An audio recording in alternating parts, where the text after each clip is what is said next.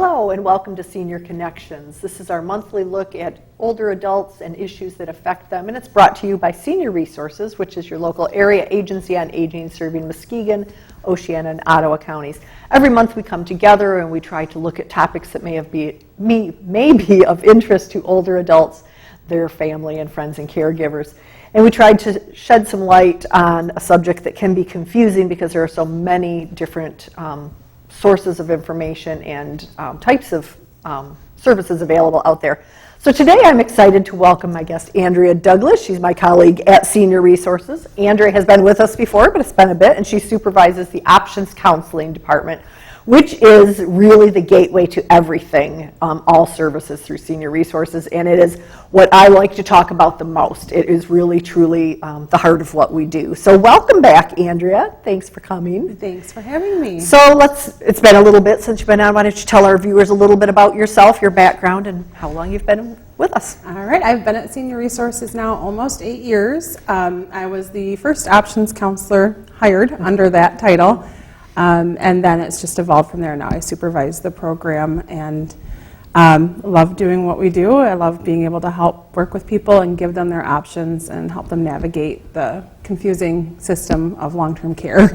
Now, as I recall from talking to you before, your background in college was criminal justice. Is that correct? So criminal justice to working with older adults. How'd you do that? Well, a criminal justice degree. I ended up working for Ottawa Central Dispatch. So I worked for 911, and then just wanting to have more time with family.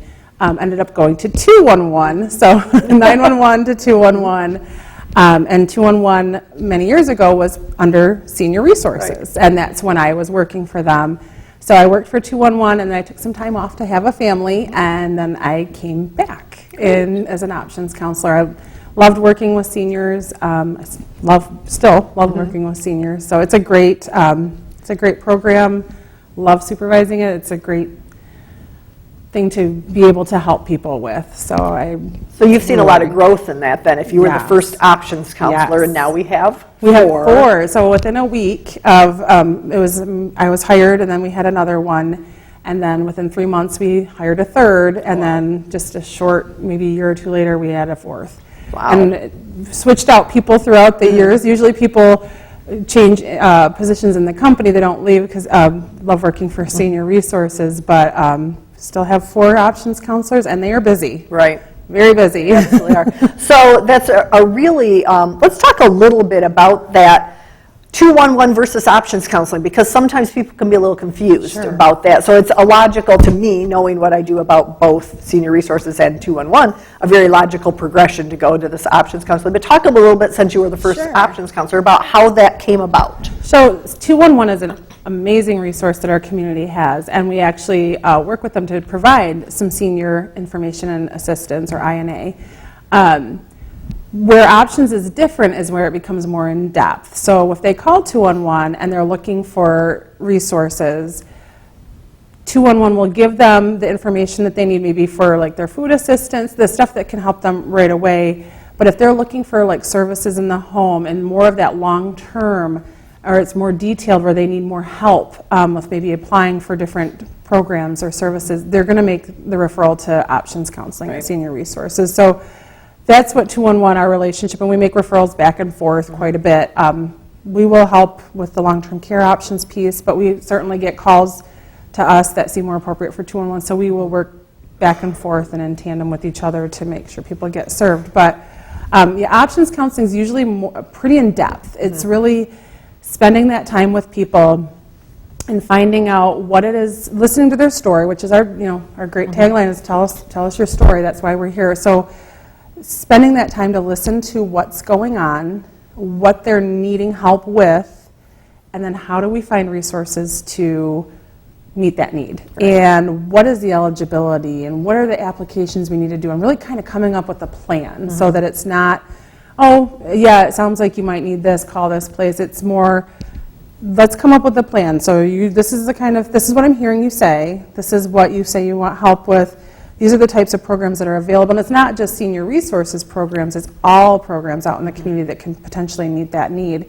And then how do we get you linked in? So what are the things you'll need, what are you eligible for? So every program's got its own criteria. So let's look at, do you meet that criteria, and trying to really narrow it down instead of you're getting bombarded with this huge amount of information and you don't know where to go.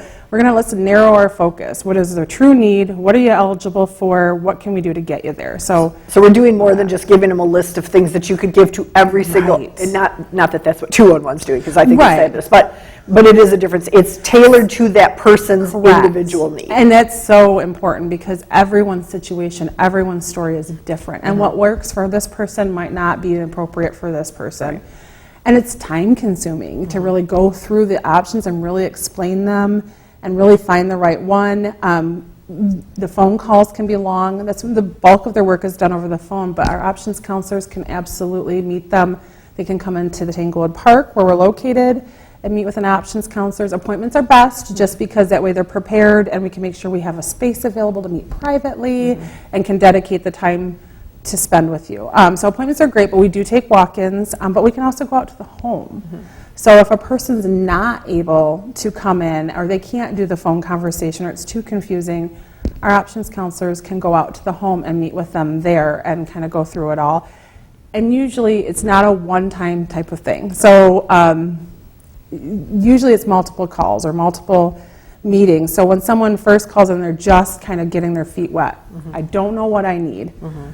Let's narrow it down. Let's get through what we can kind of narrow down today, and then these are our next steps, and then we'll touch base again. And so it kind of can be a process or a progression. So it's not a one phone call, we're done. It's usually more in depth than that for true options counseling. Right. That's how it will go. So let's talk a little bit about those options counselors. What kind of qualifications and training do they have? I know the training's intense because it's not like they start on Monday and Monday they're on the phone. No. So all of our options counselors come from different backgrounds. There's no options counselor degrees, so there's no specific degree to what they do or accreditation. Not like our nurses and social workers Right. who have So, credentials. Right. So it's really looking at the customer service. Obviously, is huge. I mean, they really would like that background because we don't like to call them customers, but that's really what people are. They're our customers. We want to treat them. We want to make sure they get good service, that they get the help that they need. So customer service is important. Usually some sort of background in that is great. But all of our options counselors have kind of come from different places. Myself, like, again, criminal justice degree, you wouldn't really necessarily tie the two together, but when you look at the progression to 211, it actually kind of makes sense. But we have one of our options counselors worked in a skilled nursing facilities for 40 years, and we've had options counselors that worked in hospice, one that worked with VA, one that worked with an in-home health care agency. So they come with all this great knowledge, and they really, that's what's wonderful about having these different people, is they really can work together too to be like, coordinate with each other. Or they can turn to each other and be like, okay, new situation, because as much as you like to think you've seen it all, you've never seen it all. Right. So really you can bounce ideas off each other. Am I missing anything? And making sure that we try to give the best resources out there. So they all bring really unique traits to the table, and it's wonderful. The training they get when they're hired is a lot of time listening to calls, going out on those visits with other options counselors, going out with different programs that we have in-house, going out and touring different facilities, adult day centers, assisted living, really kind of getting a feel for the different resources that are available so that when they're talking about them, they can talk about them intelligently and have a really real understanding of what they are and what they mean. And we always say, you're really not going to feel like you are really comfortable and know what you're doing until you're about a year in. Like, it takes that long to really feel like you know, because you have to know so much about so much. So it takes time to learn all that, but if a person has the ability to learn, then they might be able to do that. The customer service and the ability to really, and the empathy. I would say empathy and is compassion, I would huge. imagine. To be able to listen to these stories day after day, and some of them are, obviously some are hard to listen to and hard to, know what someone's going through, because we also, we make a lot of referrals, and sometimes it's adult protective services. So sometimes the stories are tough, but being able to listen to everyone's story and give it your best every single time, you want to make sure that they have that empathy and compassion. They love what they do, and we are really fortunate because all of our options counselors love what they do. Right, all of them that I've known in the 4 years I've been Yeah. there, it's been an amazing. I'm just always in awe of how well they do their jobs. And anybody who's ever had an experience with them every time I share that is just always says wonderful things. So let's talk about, so you can reach our options counselors, we'll say this a couple of times, Monday through Friday from 8 a.m. till about 4 p.m. A little earlier than that if it's coming in person, but they're usually they're done usually around 4. Yeah, walk-ins is about 3:45, just again, so we can make sure we can dedicate the time that you probably need. So we want to give ourselves a little bit of time and leeway to be able to help. Yeah, it's not just a 1 or 2 minute visit usually. Usually. And so you can call 231-733-3585 is that direct number, and we'll repeat that again later. So what can a person expect if they call? So they can expect that question right off tell us your story. They can expect that you're going to probably hear that. And a lot of listening. Really, in the beginning, it's more about listening to the person. So you can expect to be doing a lot of talking and giving some information so that they can really get an idea, a picture of what's going on and what you're looking for, and they can start kind of working with you to formulate a plan. There's going to be specific questions they need to know. I mean, a lot of programs, like I said, have different eligibility criteria, so they're going to ask some questions about finances, and it's not to be nosy or to pry into people's business. It's because they want to make sure we're giving you good options. I mean, terrible case would be to not know that information and give you a referral and you think this is going to work out and meet the need, and then it doesn't because we didn't get the information up front. Right. We don't want to go 10 miles down the wrong road. We want to get you in the right place the first time. So there's going to be financial questions. There's going to be a lot of questions about ability and medical questions, just to get a feel for ability and what you're looking for. So if someone calls in looking for specific types of services, why do you need those services? What's going on? Why are you limited? So it might be about your medical history and what capabilities you have. So there's usually medical, financial, and then just getting that full picture. So who are you currently getting services through, if any? Who are your caregivers? Who do you rely on? Who do you want us to talk to? Or maybe it's just that person themselves. Just kind of getting a feel for the whole picture and making sure we're trying to be and you'll hear, it's kind of like a buzzword in our society or community about person-centered, but that's really what we're trying to be, is coming up with a person-centered plan centered around you. You are the person. We want to center the plan around what you want, what your needs are, so that's what they're going to try to do. So there will be quite a few questions, again, not to be nosy, but really to try to tailor because what works well for me might not be the best plan for you. Exactly. Because I might have transportation or I might not. And that's a big thing right there, is one of probably 100 different scenarios that there can be there. Exactly. So let's talk about some of the services that options counselors can connect people with at Senior Resources. And certainly we know there's a lot more. We've got, what's NIFTY? NIFTY. We hear that all the time. I wrote that wonderful acronym. It sounds so fun to say. It's acronym soup in the older adult world. So NIFTY stands for Nursing Facility Transition, and it's a program that the state has. It's for people that are in a skilled nursing facility that have Medicaid and have a barrier to returning to the community, that want to return to the community. So really looking at those people that are in the nursing home that want to get back into the community but have a barrier to do so. We have a transition navigator, and we're not the only agency that does NIFTY. We also have the Center for Independent Living or Disability has a NIFTY program. Reliance Community Care Partners has a NIFTY program, and then us as well in this area. So we have a transition navigator that will go out and meet with you in the skilled nursing or your loved one in the nursing facility. And it's kind of doing options counseling to some degree. It's coming out and talking to you about what your wants are to transition to the community and what are the barriers and how can we overcome those barriers and get you back into the community where you want to be. That's really the basis of it. And then that transition navigator will make the appropriate referrals and will work with this person through the whole process until they're transitioned out. So it can be a long process. It's not there's no one size fits all that it's going to be a couple weeks and they're out. It could be months. It could be. So but it's coming up with a plan to work through that. So barriers, I'm imagining, Andrea, can be transportation. Absolutely. It could be physical therapy or things like that are needed maybe, or probably help in the home that's needed. I can't do or I'm not going to be able to cook when I get home, but I've got I've got other things. I do have Right. transportation. I've got people who can help me, but cooking isn't safe or something. Yeah, I'm it's guessing. Yeah, it's really looking at that barrier and saying, oh, okay, the home you want to transition back to or into is not accessible for you. How can we make it accessible? Maybe it's a ramp. Maybe it's some home modifications. Maybe the person is not safe to go home without those services in place. What programs or services are available out in the community that we can get in place so that when you do transition, those are ready to go.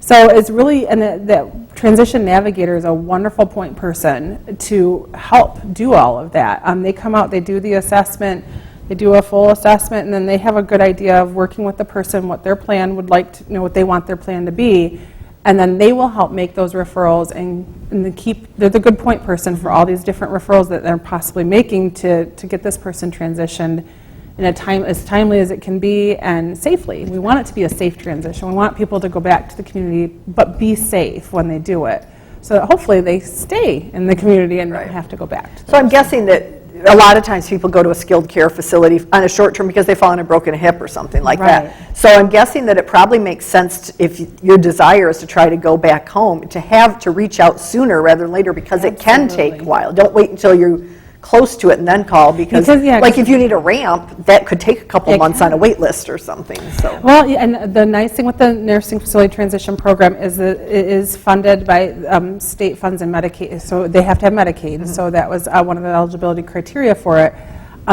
They will help pay, like the program will pay for some of those things. It can help pay for a ramp. So, but you're right, because the sooner we can get working on the case, the sooner we can get people transition, but also, if we wait to the last minute, we might not be able to get a good plan in place.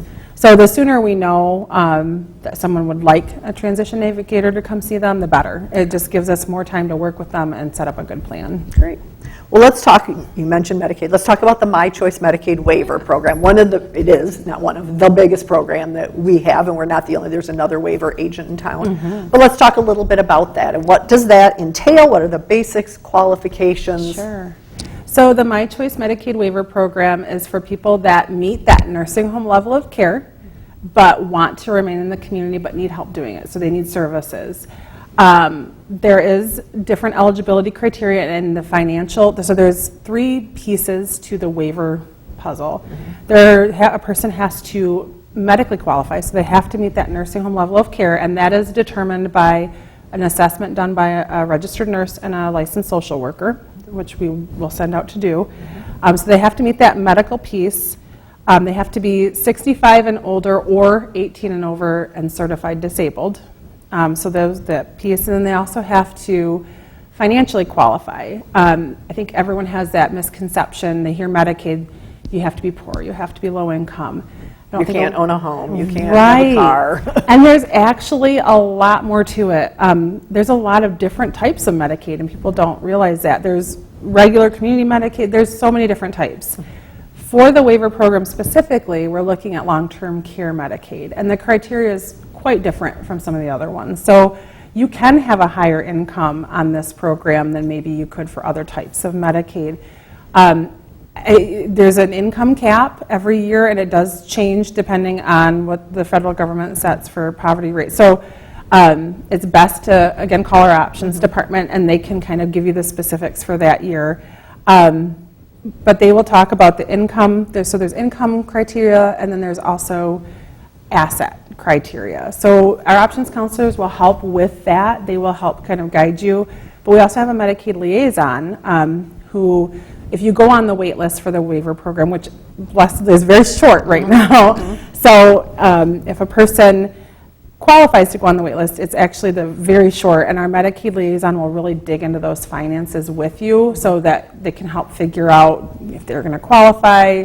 So you need to be able to be medically eligible, financially eligible, income and asset-wise for Medicare, long-term care, Medicaid, excuse me. And then you also have to have a service need. So there has to be a need that can't be met by another program, since waiver, Medicaid is the payer of last resort. And you'll hear My Choice Medicaid Waiver is referred to as waiver a lot. So when people just say waiver, it's usually what they're talking about. So again, our options counselors are the best point people if you're interested in that program. It's a great, call them, they can help you get started, they'll ask you some questions, but then they can also give you more information about it. But the waiver program can help pay for quite a few services in the home, whether it's personal care, respite for a caregiver, help with meal prep, homemaking, possibly transportation like to medical appointments. There's a lot of different things that waiver, adult day center can pay for those types of services. So really to try to shore a person up and keep them at home, the whole goal is to keep people that meet that nursing home level of care, to keep them at home and keep them in the community as long as possible. That's the whole purpose behind it. That's where people want to be, and it just makes sense. And that's really what we're all about in general. Absolutely. Whenever I talk about our mission, I never read it word for word. Just say it's basically our goal to keep people in the community of choice independent, as long as they can, as long as they want to. Yes. Because we're all about the choice. Yes. So another is, we talked about the Medicaid specialist a little Yes. bit, which is a really great She's person that we amazing. have. Case coordination, support, care management, targeted care management. I know all these acronyms and these things, but let's talk a little bit about that because it's a different level than It is waiver. different. So there's a lot of programs that Senior Resources has, Waiver just being one of many. But our other programs, like our case coordination and support, are maybe for people that don't necessarily need nursing home level of care, but they could use some help to stay in their home. We have supports coordinators that can work with them. Those are more funded, they're funded under a different source. So we have a lot of different programs, and you'll never remember all the acronyms and the eligibility for each one. So we don't even go there. We just tell people, just refer to call options. That's all I've ever figured I've needed to know. That is the best thing to do because they will really 733-3585. will really get you connected to the right place so that you're not going 10 miles down the wrong road. They want to get you to the right place. So, yeah, and our Medicaid specialist, just kind of backtracking to Julia. So what she does is, for the people, for the waiver program, if they need help applying for Medicaid, she can actually help fill out the application. So can our options counselor. So it's just, yeah. It's huge because It's huge. those forms are complicated. They're There's a lot of things that- intimidating, and yeah. they're usually not as bad as they look, but it's intimidating. And people, sometimes with just a little bit of guidance, we can just get that done and knock that out. So that's what she does. And then, yeah, we have a lot of programs. So people, if you are interested in what's out there, what's Options. available, call about your long-term I tell options. people, it's from everything from, the My Choice Medicaid waiver for the lower income on up to private pay for people who have all kinds of resources but don't know how to find them or what to do. I mean, we know of people like that Absolutely. there's a lot of choices out there and you don't know. You could call all kinds of home care agencies on your own, but you don't know exactly what you're looking for, or are they good, or and we're not going to, we're not the Better Business Bureau, we're not vetting them, but we know which ones we've got experience with, and we can help with some of them. Yeah, and sometimes you get a call from someone, they have the resources, but they're not really sure what they need. Right. So I know that I've fallen a couple times. I'm really scared about falling. I'm home alone, and I'm struggling to make meals. Well, let's talk about personal emergency response systems that can help be there for you with a button to push for help. And let's talk about if you're homebound, home delivered meals, or maybe paying for an agency to come in. So sometimes people just don't even know Or even what a class, the fall prevention classes, that we we have have matter of balance things that there are, that people wouldn't have any Absolutely. idea that there are things out there that can help them. Absolutely. So there's a lot of resources and services out there. So even if you have the resources available financially, that doesn't mean you know where to begin. So we can help with that. Yeah, and that's what we do on the show every month, is try to talk about something different about that. So I think it's always, we can't talk about options and 211 and those kind of things enough in my mind, because every talk I do in the community, I always, if you don't remember anything else, remember about our options counselors, because you might not need us now, but down the road you might. And a lot of times the people who are calling, it might be the person who needs help, but a lot of times it's family or friends. Right. I mean, a lot of times there's people who are concerned about their neighbors. Referrals from everywhere, from professionals, from family, from the person themselves. We get referrals from everywhere. Right. And it can be from outside of this community as well, because certainly we have a lot of families that are far flung and they're not all there, but they might call us, Mom lives here, but I don't, and they've heard about us all the somewhere. time. And we do referrals to other area agencies on aging all around the country, I know. Let's talk about another great program that you oversee, the Medical Loan Closet, another one of my favorite things to talk about. So let's talk a little bit about that, what's available, how do people get call options, I know. Sure. Well, actually, they can certainly, like, anyone can always call options. People can always call options, but we do have a resource coordinator for our medical loan closet. So it's really based mainly on donations. So it's people donate items like durable medical equipment like walkers, canes, wheelchairs, and then also consumables like incontinence supplies or liquid supplements. So we really heavily rely on donations of these types of items, and then so we can give them out to people in need in the community that maybe can't afford to purchase them or only need them for a short time. Maybe it is after a rehab stay. So the wonderful thing about it is you can call our resource coordinator. You can always call options, but our resource coordinator's number is 231-733-3570. Either one, they'll get you to the right place. But if you're needing something like that, and certainly call her. It's, again, based on donation, so there's not a guarantee it's always available, but you can borrow it for as long as you need it for no cost. And that's what's wonderful about that. And what about people that want to donate items to the loan closet? What kind of things do we take, and what kind of things don't we take? There's a couple things we can't take, really. We can't take used commodes, although they're in high demand and we really could benefit from them. There's no way to safely make sure that they're sanitized. So while we would love to be able to take them, we really just can't because we can't guarantee that they're sanitized, that we can keep them sanitized. But so really the commodes, and then like medical supplies, like for diabetic supplies or tubing for somebody that's on a. That's also specific to somebody. Yes, nobody really. Yeah, we can't really. We're not doctors or medical professions that can say, "Oh, yes, this is the right kind of tubing you need." For your so our CPAP machine, stuff like that. It's used. It's very personal. That body fluids, that type of thing. But we're always really could use bath benches are a huge thing that we would love to get. There's a lot of items that we are constantly in need of incontinence supplies. So the best thing to do would be to call our options department or our resource coordinator. And if you're not sure, call and ask. I would rather call and get the donation rather than have someone not be sure and not call, and then we don't get a donation that could have gone to someone that needs it. Perfect. So we've got about a minute and a half left, I think. So I'm going to say this again. Our options counselors, you can call them at 231-733-3585. If you want to talk directly to our research coordinator for the loan closet, that number is 733-3570. We accept donations. A lot of times we get donations of things like blue pads or Depends or things somebody might have passed or they don't need them anymore medically. And we'll take even partial packs of those, everything new. Absolutely. And we take new or gently used and anything other than those hygienic kind of issues with the, like you said, the commodes and things like that. And a lot of times we'll have churches or different groups that will want to do a drive for that, and please let us know. Those disposable pull-up briefs are in high demand. And they are expensive. Every time I see them at a sale or something, I want to snatch those up. So again, everything you can call our options counselor 733-3585. And as I always say, if you can't remember that, call 211. They know us well. So in the last 30 seconds, Andrea, thank you so much. This half hour flies by. This is such important information. I really appreciate it. You can always call us at 733-3585, or if you're out of the area and watching it, 800-442-0054 is our toll-free number. And again, if you can't remember that, call 211. Tell them you need to talk about something for older adults, and they know how to reach us. Thanks for joining us this month. We hope we'll see you again soon. Have a great day.